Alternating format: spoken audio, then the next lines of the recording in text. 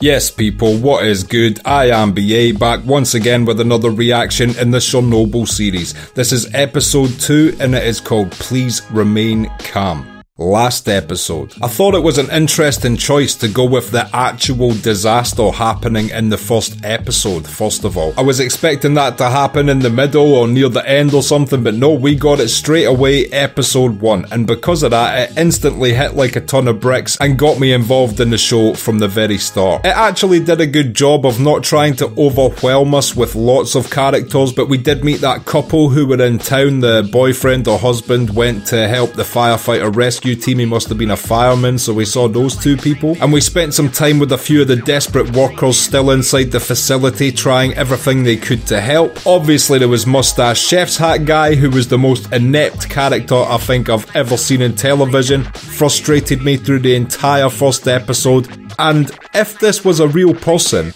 is a huge reason why it was as bad as it was. And of course his bad information trickled uphill to the guy with a screech haircut, and he briefed everyone else in suits that everything was okay, and it was so frustrating to watch layer after layer of terrible information leading to even worse decision making. And near the end of the episode we got introduced to the guy who we saw recording like whistleblower tapes and then hanging himself at the start. Still don't know who this character is yet, but he's been tasked to be part of the team to, I guess, do damage control after the fact. And we saw the first wave of ambulances and rescue vehicles arriving at the hospital, so they'll have a busy night ahead of them. And we also saw the silent fallout creeping through the countryside into the nearby towns and cities, birds falling out the sky dying, just horrible shit all the way through, but I need to see what happens next. So without further ado, this is episode 2 of Chernobyl,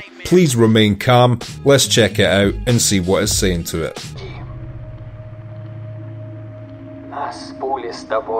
Would have been absolutely tragic news to wake up to. Obviously the world woke up to that tragic news, but especially if you were in Ukraine. And also worry if you were in Ukraine.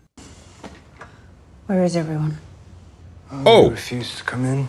I know this actress. I swear she was in Equilibrium as the woman that got put in the furnace. Random thing I remember her from. She's done way more prolific work than that. Ik Runken. Leak?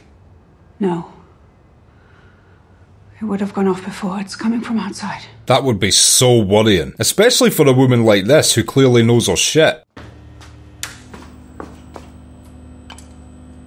This thing's going to be off the absolute charts. Are we going to get the official reading? Iodine 131.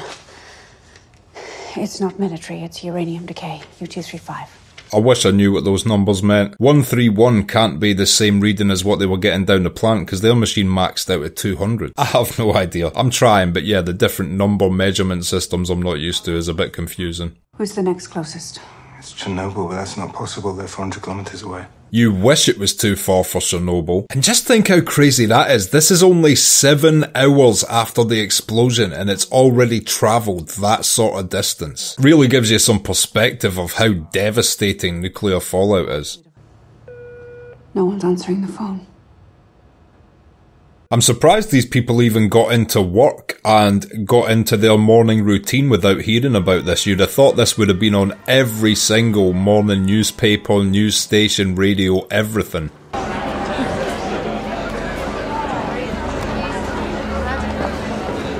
I swear this show is written to frustrate. Even seeing hospital waiting rooms and corridors like this, it's a bit too close to home given how our world has went over the last few years. Healthcare's gone to shit, they blame COVID for it, they're purposely doing this to privatise as many healthcare institutions as possible. They know exactly what they're fucking doing, but yeah, it's sad to see.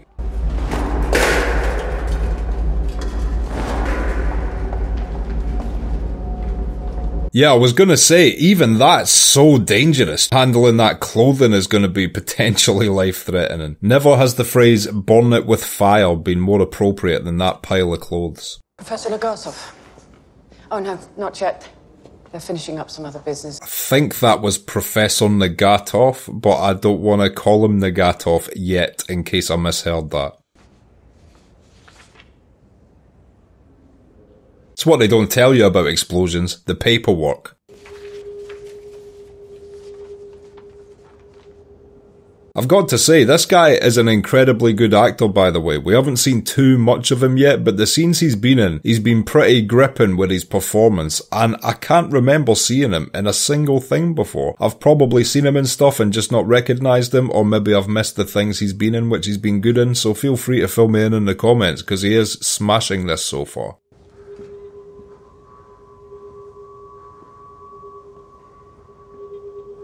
He looks like he's in a state of vertigo after reading that briefing. I'm pleased to report that the situation in Chernobyl is stable.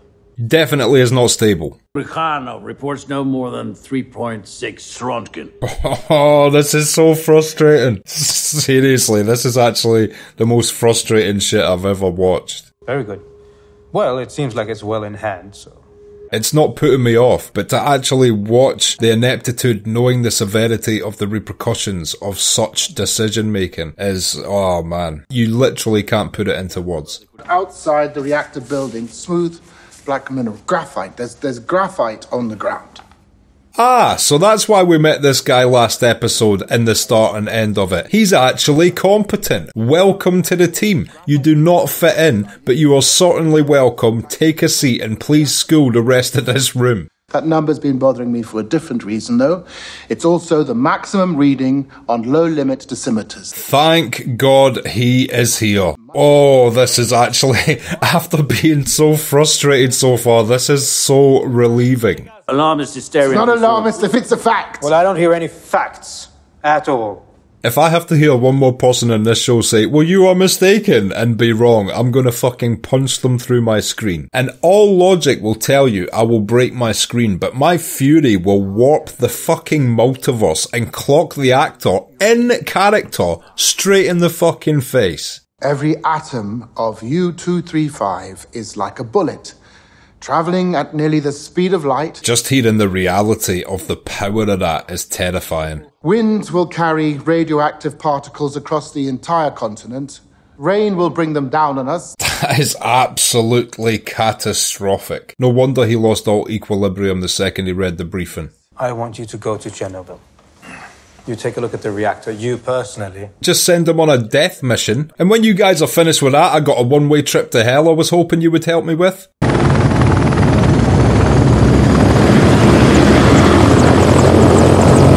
That ain't no CGI helicopter, they fucking made sure that helicopter got adequate screen time. You don't rent out a military helicopter for a fucking shot and not at least have it on screen for 10 seconds. Tell me how a nuclear reactor works or I'll have one of these soldiers throw you out of the helicopter. Well, if you're putting me on the spot like that, imagine if you took a god and tried to contain him inside a tennis ball, and then powered things with the energy generated by the tennis ball with the god trying to desperately battle his way out of it. Then imagine that tennis ball were to break. Know how a nuclear reactor works. No, I don't need you. And I know he meant that in sarcasm, but that is low-key the level of arrogance being demonstrated by that level in this show so far. It's got a double meaning to it, because it could also be played as a serious comment, given how ignorant these douchebags have been thus far. You want to get sick? Go! Please take her, please take her, please take her. Please. Oh, that is so fucked up. Please. Oh, that's maybe the roughest one yet, wow. Ignitenko, 6 paramilitary fire and rescue unit. I need to find him. Please. Yes, we know of your husband. Let me ask you a question first. Are you aware of the Nightmare on Elm Street films? You will see me flip between saying how absolutely horrific and fucked up this is to cracking a joke about the situation, and that's just me trying to raise my spirits and shock myself by saying some shocking shit, do you know what I mean? Literally for my own benefit, so I don't become one of these emotionally distraught reactors. I'm never gonna cry for you lot.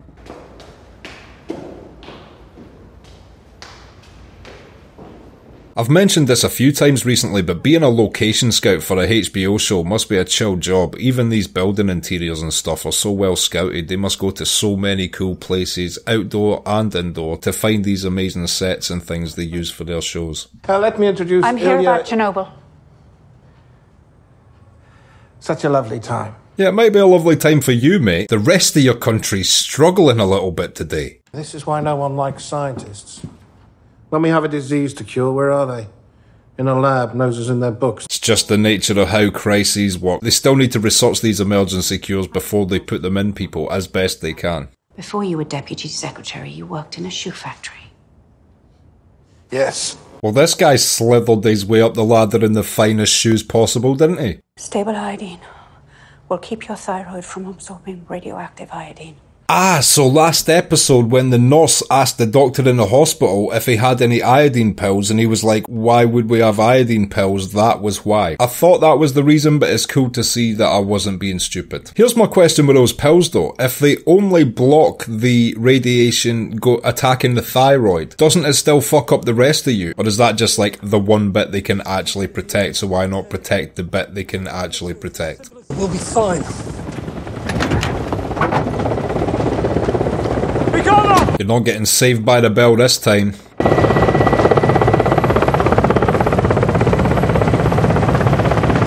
This guy must be really important arriving, because it's the first time I've seen Screech stand to attention thus far. As you can see, we are making excellent progress in containing the damage. As you can see, you've made excellent progress. If I could, I'd turn you upside down and use you to mop up all the radiation in this site. I shave my head, I've usually got no hair, I have no place to talk, but this dude is getting hair and Screech jokes for the remainder of this fucking show. Tell me how an RBMK reactor core explodes. I'm not prepared to explain it at this time. Damn it! I was hoping he would actually answer that question. Nobody believed that it was even possible in the last episode. I was hoping this guy would just bust out with a simple explanation, but no. It remains a mystery to me still. Why did the deputy chairman see graphite on the roof? Oh, there can't be. Did he just say that can't be? Is that another way of saying you're mistaken? Go fuck yourself. I know a lot about concrete. No, Conrad, I assure you... I understand. Well, we all have our specialties in life. We could cover one of our trucks with lead shielding. Mount the dosimeter on the front. Oh, here we go. I think we're gonna get the actual reading from ground zero now. Understand that even with lead shielding, it may not be enough. I'm a little bit of a science geek in my spare time, and I was reading that, like, to pass through certain parts of the Van Allen radiation belts, you would need to have 7 feet of lead, a spacecraft made of 7 feet of lead just to block out the radiation.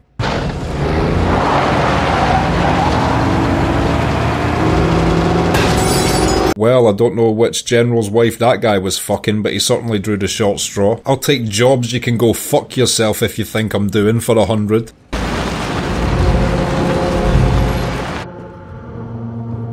The guy I don't know the name of yet, the one who's not dumb, the smart one we saw recording the audio recordings in the first episode. This must be like fucked up for him because he knows the repercussions if the core has exploded and they're forcing him to be in a place that he knows is dense with radiation. He probably wants to get himself and everyone else the fuck out of the country right now. And they're making him just sit on a chair not far from the disaster site.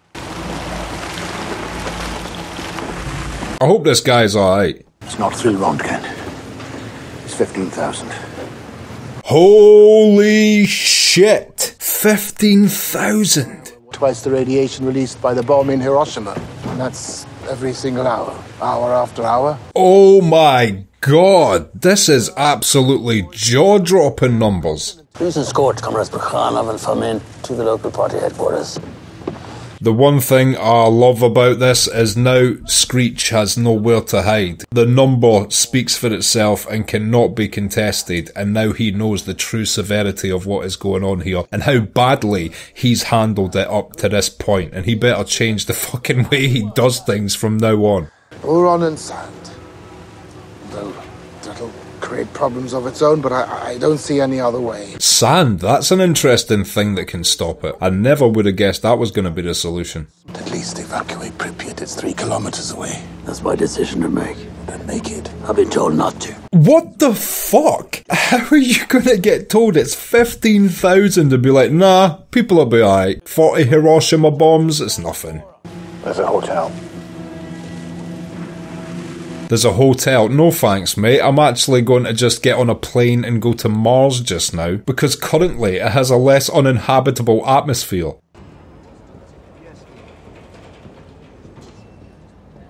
Welcome to the Radiation Plaza. If you don't leave with a third arm, you get your money back. A free bottle of rum if you ain't pissing in 2 directions come morning. Anything we should be worried about?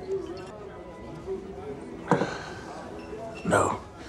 That's so fucked up. I don't even blame the guy for answering like that because, you know, he's part of a constituency. They have a stance they're taking with their official release, so he can't breach that official release to the public. That being said, man, if I was in his position, like whether I got shot in the head afterwards or whatever, I wouldn't not be able to say to all these people, like, run. Run right now. They always talk about the 100 lives lost at Chernobyl. That's humans. I love animals as much as humans. What's the animal body count? If you combine the animal and human body count, then you have the true number. I'm sick of seeing fucking dead deals, by the way. There was one in The Last of Us, there's been one in this. I literally wrote a script last year with one in it before I'd seen Evil. Now I'm like, I want to change that shit. This is 3 dead deals. Death comes in 3s for deals, I guess. Be there. 40 meters. 35. 30. This is not a day you want to be sexually identifying as an attack helicopter on. Copy. These guys in this helicopter are fucking done for.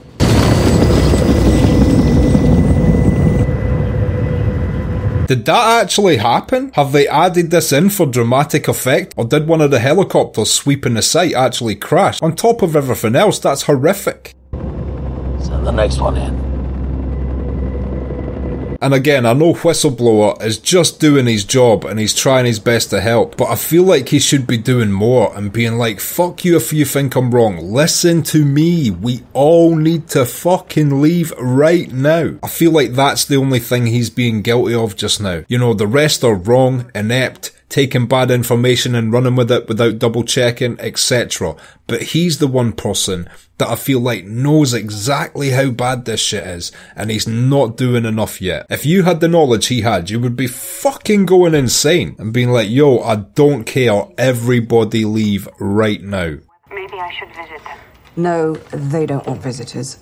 I'm sorry, I have to get back to work. It's very busy right now. Well, they don't have the most sunny of friendships, obviously.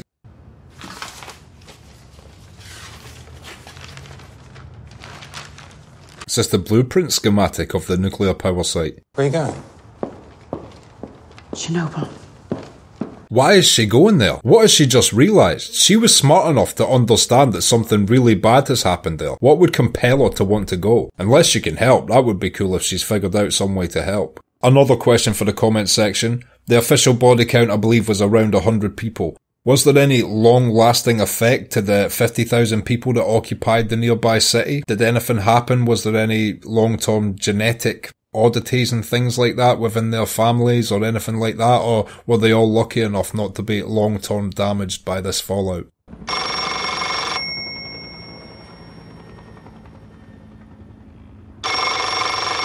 It can't get any worse, mate. Pick it up. The Americans took satellite photos. The whole world knows. It was bound to happen. I don't see that as necessarily bad news. If anything, it would be a good thing if you were a smaller country and something as catastrophic and tragic as this happened, because the rest of the world would be compelled to send you aid if they were humanitarian. I'm assuming that's what happened in real life when this happened in Ukraine. I'm assuming there was aid and relief from various other nations at the time. Because if you were nice and you had a bit of extra money as a nation, that's what you would do. We're all countries, we're all trying to get along, just like your friends, and if your friends are struggling, you help them out. You would certainly slip them a tenner if they exploded with nuclear radiation. Beyond the Soviet borders to Scandinavia. How far does it travel? It must stop. Otherwise, like a nuclear test in the ocean would travel across the world and kill us all, so I'm assuming it weakens as it travels.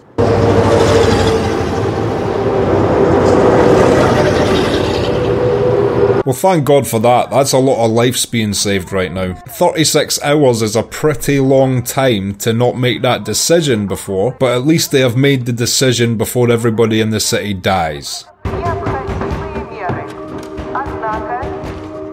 And even being a soldier evacuating these people, obviously somebody has to do it, but what a job when you know the radiation levels. I mean, there's a reason people are getting evacuated out of the city, and it's your job to stay in the city making sure there's no one left. You're essentially the captain of the Titanic. And that's pretty tragic, because that will always happen in a disaster zone. You will get old people that no matter what has went down are just like, you know what, this is my home and I'm staying in my home. It's happened at every disaster site in history, from things like Katrina all the way back to Pompeii, when there's a dude forever immortalised in stone wanking. He had full faith he was going to beat the tide. Alas, it was not to be. There's something unsettling about the calmness of this evacuation. And even the guy who was in that boardroom in the first episode is now himself being evacuated. But yeah, just the calmness of it. Obviously you don't want hysteria, but like, this shit is serious. Hurry the fuck up, guys. We need to move.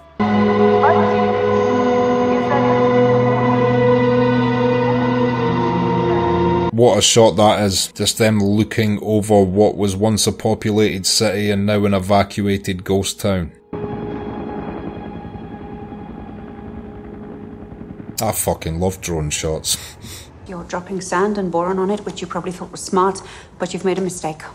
How was that a mistake? Please tell me they haven't made it worse. At least a month before it melts through the lower concrete pad, which gives us time. No, you don't have a month. You have approximately 2 days. How has she realised this? I confirmed it with plant personnel. The tanks are nearly empty. No, they were nearly empty.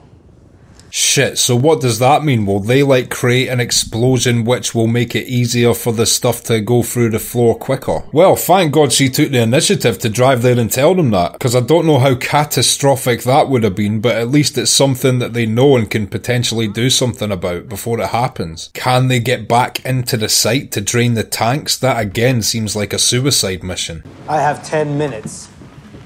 Then I'm back on the phone. He needs to really get his TikTok addiction in order. There is some good news. The airdrops are working to douse the fire. There's been a reduction in radionuclide emissions. I don't know why he led with this, knowing that he has to go into the fact that's now created a secondary issue. Creating a kind of lava which will begin to melt down through the shield below. You've made lava. Never realised how horrific a proposition it was till the guy put it in such plain English. If you were to figure out how to make lava even shitter, you would definitely add radiation. The Belarusian Institute. Thanks to her insight, we are now aware that the tanks are, in fact, full. Now, I like the fact that even though this is a problem he didn't anticipate and it makes him look like he hasn't thought every detail through, at least he's bringing it up and instantly being honest about his mistakes so they can move forward with all the correct information. If only Mustache Chef's Hat had done that last episode. The entirety of the radioactive material in all of the cores will be ejected at force. They must get back there to empty these tanks, because I do not believe this happened. This sounds like it would be nation destroying. Lithuania, Belarusia, as well as Poland, Czechoslovakia, Hungary, Romania, and most of East Germany. I stand corrected. World destroying. Steep increase in the rates of cancer and birth defects. I don't know how many deaths there will be, but many. Yeah, that's what I was asking about earlier, whether or not there was people who were in the cities who had birth defects and stuff. Another grim subject I'll look into at some point. That'll be a fun time. The tanks are sealed shut by a sluice gate, and the gate can only be opened manually from within the duct system itself. I thought this was going to be the case. This is going to be another potentially one-way mission. These guys have a high chance of dying, even if they are kitted out with the best gear possible. I don't think it's possible to get gear that blocks out 15,000, whatever the fucking name is, on the meter. But I guess that the alternative of the catastrophic outcome of leaving those tanks full, in a time like that, some people have to step up to the plate and be prepared to sacrifice their lives. All victories inevitably come at a cost. He is not wrong. It's brutal, but it is the barefaced truth in such a dire situation. Yearly stipend of 400 rubles. Yeah, I don't think a money incentive is going to make any of these people want to go. I think you should just break down the severity of it if nobody goes, and then some real people will step up to the plate to put their lives on the line to save the lives of many others. I don't have an exact number. You don't need an exact number to know if it will kill us. But you can't even tell us that. Let's just say, if the meter reading was in your bank account, you would be having a good week. You'll do it, because nobody else can. Again, I agree with this guy. In a situation like this, it's the truth. 1,000 years of sacrifice in our veins. And every generation must know its own suffering. This is an incredible speech. Go into that water. Because it must be done. In times like this, you just have to come to terms with yourself and the universe and just stand up and do what you need to do. Baranov. 3 absolute legends. And the sad part about that scene is that every single man in the room didn't simultaneously stand the second they were prompted to do so if they wanted to go. It's a strange thing, the battle between inbuilt survival instinct and morality. But I think you can override your survival instinct when you understand that if you are to run at this point, it's morally wrong. At some point you have to be ready to die.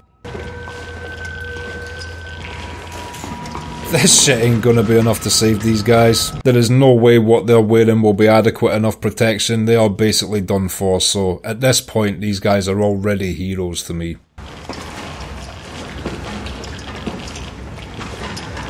But you know, they've got scuba tanks, so at least they won't drown while they burn.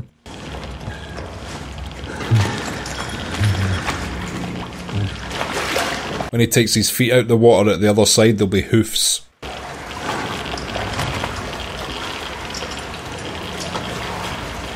I'm Johnny Knoxville and this is Extreme Scuba.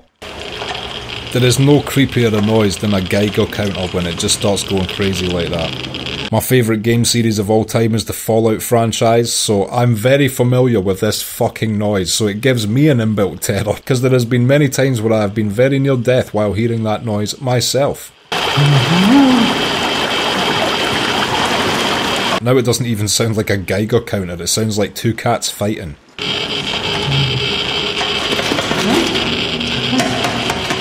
Is the level of radiation actually killing a component within the torch? What would it cause to burn out that quickly?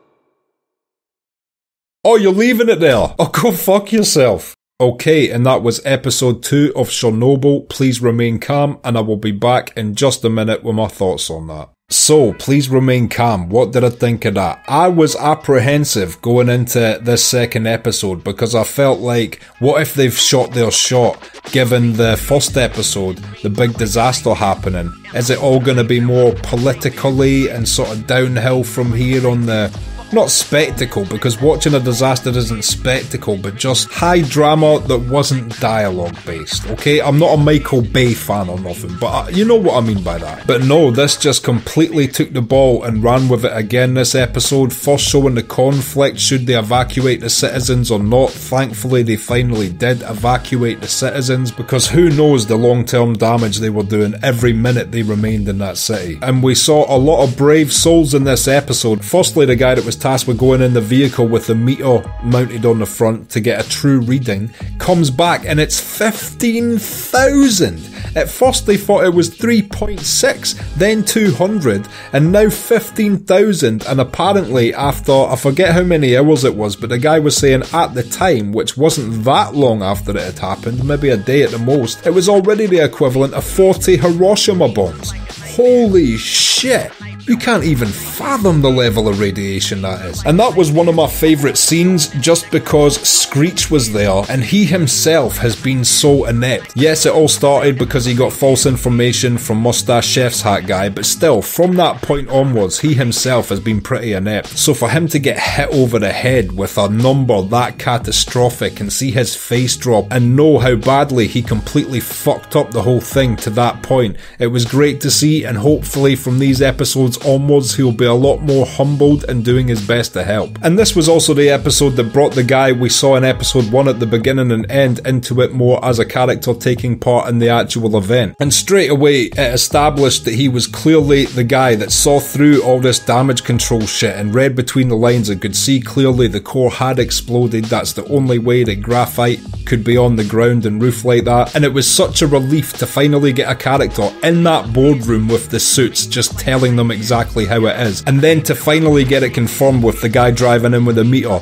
Finally a bit of satisfaction after the frustration of the 1.5 episodes I'd seen up to that point. And yeah, then this female scientist realised that because they had dumped sand on top of the uranium, it was going to melt through, because even though the fire had been put out, the heat would increase and it would melt through down to these tanks which they thought were empty, but she realised was full. So she makes her way to Chernobyl, which in and of itself, at the time she did it, is a heroic act, just to explain this to them, and they finally all understood the situation they were in. And if you thought the initial disaster was bad, imagine what would have happened if those tanks had have exploded, the other 3 reactors exploded, sent graphite out. Oh my god, it sounded like it would have leveled half of Europe. So it led up to the end of the episode where 3 brave men chose to stand up and decide to do this essentially one-way mission, and it was a great speech by that man in charge to that room of men, just saying, look, it's not about money, you'll do it because it has to be done. If you don't, millions will die, no one else can do it but you have to do it. Who wants to do it?